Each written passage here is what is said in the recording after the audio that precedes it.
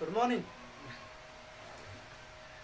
आज आपल्याला पाहायचं आहे what is in by congruent triangles. Congruent म्हणजे काय? कॉन्ग्रुएंटला मराठीत म्हटलं जातं एकरूप. एकरूप म्हणजे नेमकं काय? एकरूप कशाला म्हणतो आपण?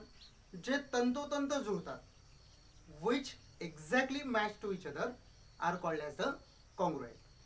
आता कॉन्ग्रुएंट कशाला म्हणायचं? जसं आपले दोन हात आहेत, हे दोन्ही हात जे आपण जर ठेवले, हे दोन्ही हात एकमेकांना तंतोतंत जुळतात, याला आपण काय म्हणतो? कॉन्ग्रुएंट. जर हे दोन्ही सारखे सारखे नसते, काय झालं असतं?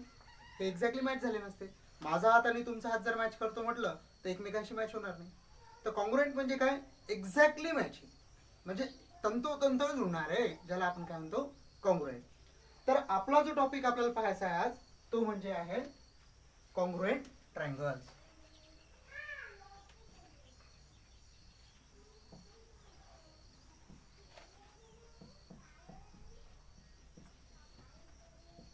आता ट्रायंगल्स हे कॉन्ग्रुएंट केव्हा असतात? यालाच मराठीत आपण म्हणतो एकरूप त्रिकोण. दोन्ही ट्रायंगल्स हे कॉन्ग्रुएंट केव्हा असतात? जेव्हा ते एक्झॅक्टली तंतोतंत जुळतात, त्याला आपण कॉन्ग्रुएंट म्हणतो. पण मॅथमॅटिक्स मध्ये आपल्याला कॉन्ग्रुएंट ट्रायंगल कशाला म्हणायचं? हा अतिशय महत्वाचा असा एक भाग आहे जॉमेट्रीमध्ये, जी बेसिक जॉमेट्री आपण म्हणू. आता यामध्ये समजा आपल्याला दिलेले आहेत, हा एक ट्रायंगल आहे आणि एवढाच्या एवढाच हा दुसरा ट्रायंगल आहे. सपोज ह्या ट्रायंगलचं नाव घेऊ आपण इथे एबीसी. ए बी सी आणि हा ट्रायंगल आहे पी क्यू आर. यामध्ये सगळ्यात पहिले आपल्याला घ्यावं लागतं याच्यामध्ये यांची करस्पॉन्डन्सी. करस्पॉन्डन्सी म्हणजे काय? त्याला मराठीत म्हणतो संगती. संगती म्हणजे काय? पहा, त्यामध्ये आपल्याला इथे करस्पॉन्डन्सी घ्यावं लागेल. So in triangle A B C आणि पी क्यू आर, ए हा पी सोबत, बी हा क्यू सोबत आणि सी हा आर सोबत. म्हणजे इथे करस्पॉन्डन्सी काय येईल? A B C correspondence with P Q R. हे झालं सिम्बॉल करस्पॉन्डन्सीसाठी. So in triangle A B C, in the previous we seen that triangles have 3 sides and 3 angles. ट्रायंगलला काय असतात? 3 साइड्स आणि 3 angles.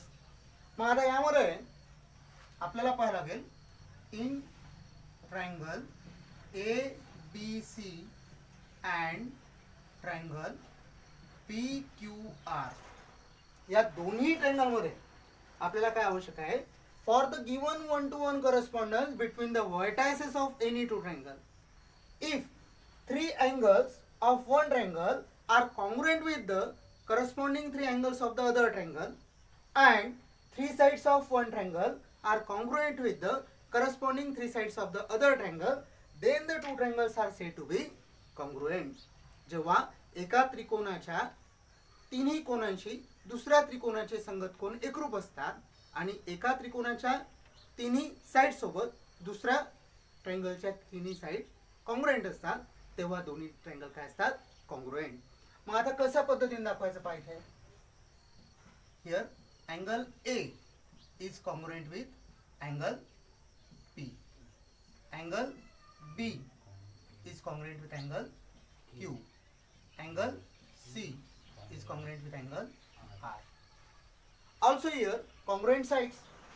Here side AB is congruent with side PQ. Side BC is congruent with side QR. Side AC is congruent with side PR. मग आता यामध्ये पहा, हे झाले इम्पॉर्टंट कंपोनंट, मीन्स याच्यामध्ये जे आहे 3 अँगल्स आणि 3 साइड्स. आता याच्यात काय लक्षात ठेवायचं आहे? For the given 1-to-1 correspondence between the vertices of any two triangle. For the given 1-to-1 correspondence between the vertices of any two triangle, म्हणजे ए हा पी सोबत, बी हा क्यू सोबत आणि सी हा आर सोबत, that is ABC correspondence with PQR. For the given 1-to-1 correspondence between the vertices of any two triangles, here if 3 angles of one triangle are congruent with the corresponding 3 angles of the other triangle. पहा मी काय सांगतोय? If three angles of one triangle are congruent with the corresponding three angles of the other triangle, and three sides of one triangle are congruent with the corresponding three sides of the other triangle, then the two triangles are said to be congruent. म्हणजेच यामध्ये काय सांगू आपण, triangle ABC congruent with triangle PQR. समजत आहे का काय म्हटलेलं आहे? सर एका ट्रायंगलचे तिन्ही अँगल्स हे दुसऱ्या ट्रायंगलच्या तिन्ही अँगल सोबत कॉन्ग्रुएंट असतील, कुठल्या करस्पॉन्डिंग अँगल सोबत. आणि त्याचप्रमाणे एका ट्रायंगलच्या थ्री साइड्स ह्या दुसऱ्या ट्रायंगलच्या थ्री साइड सोबत कॉन्ग्रुएंट असतील, कुठल्या साइड सोबत, करस्पॉन्डिंग साइड सोबत.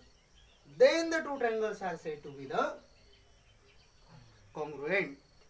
ओके, इथे संगती फार महत्वाची आहे. संगत बिघडली की सगळंच बिघडून जाते, बरोबर आहे.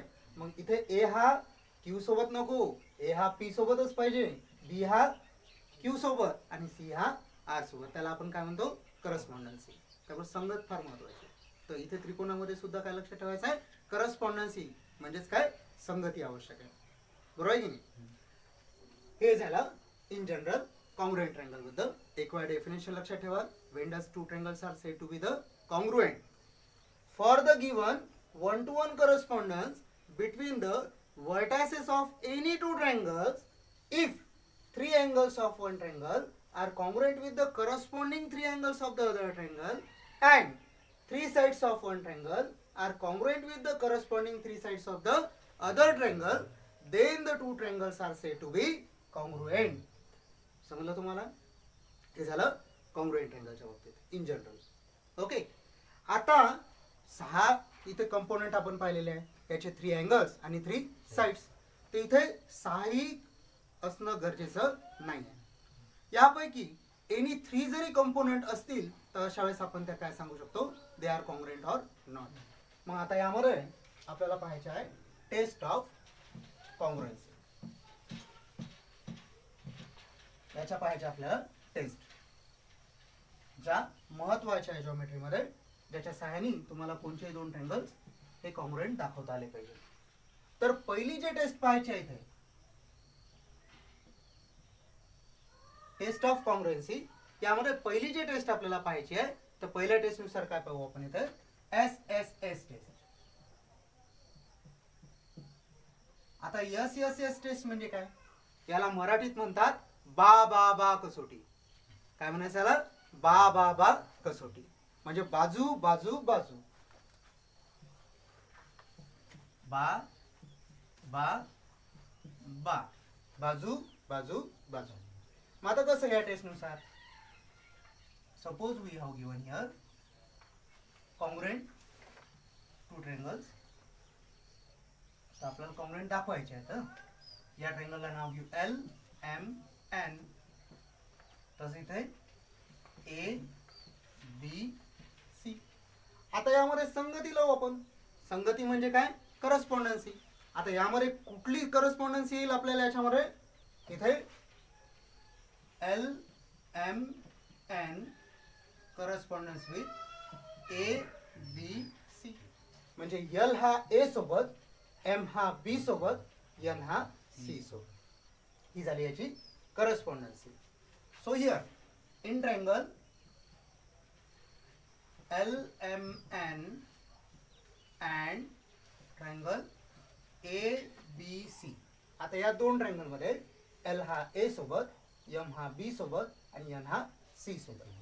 मग आता इथे काय होईल, SSS टेस्ट. SSS टेस्ट म्हणजे काय, for the given one two one correspondence between the vertices of any two triangle, if three sides of one triangle are congruent with the corresponding three sides of the other triangle, then the two triangles are said to be congruent. म्हणजे यामध्ये LM ही AB सोबत, MN ही BC सोबत आणि LN ही AC सोबत.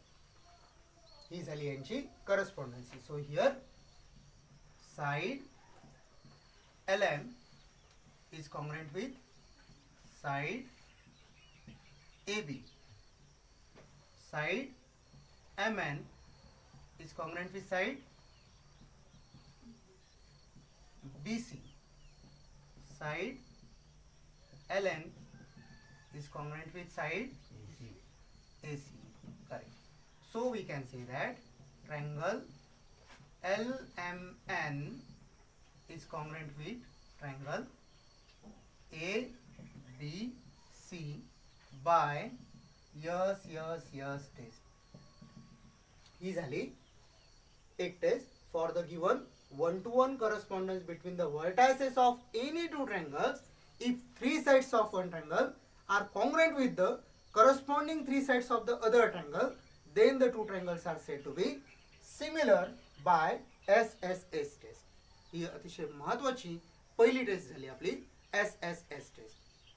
आता यामध्ये आपल्याला पाहिजे सेकंड टेस्ट. आता सेकंड टेस्ट नुसार यामध्ये पहा 3 अँगल्स असतात, 3 साइड्स असतात. त्यापैकी आता 3 साइड झाल्या. आता दुसरी टेस्ट जी आपल्याला इथे पाहायची आहे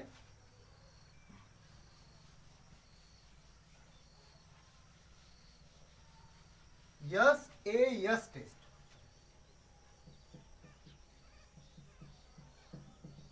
आता SAS टेस्ट म्हणजे काय?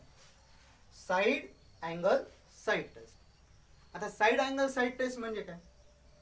2 sides and they are included angle. म्हणजे इथे दोन ट्रायंगल घेऊया.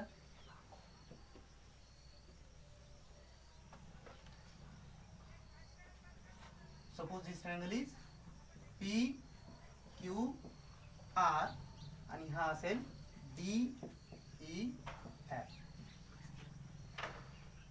So here 2 sides and their included angle. मग आता यामध्ये काय होईल? करस्पॉन्डन्सी महत्वाची. पहिले करस्पॉन्डन्सी लिहित आहे PQR करस्पॉन्डन्स विथ DEF. मग आता यामध्ये ही झाली correspondence in triangle PQR and triangle DEF.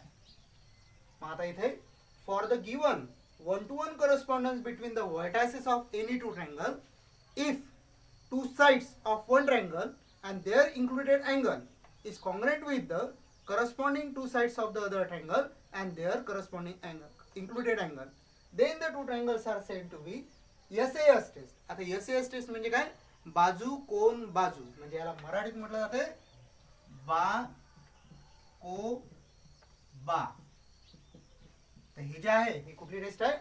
बा को बा. बाजू कोण बाजू म्हणजेच बा को बा. त्याला आपण काय म्हणतो? SAS test. मग आता या टेस्ट नुसार काय लिहिते पहा. Side PQ is congruent with side DE. तसंच इथे जे आहे angle QPR is congruent with angle EDF. तसंच इथे साइड कुठली PR is congruent with side कुठली DF.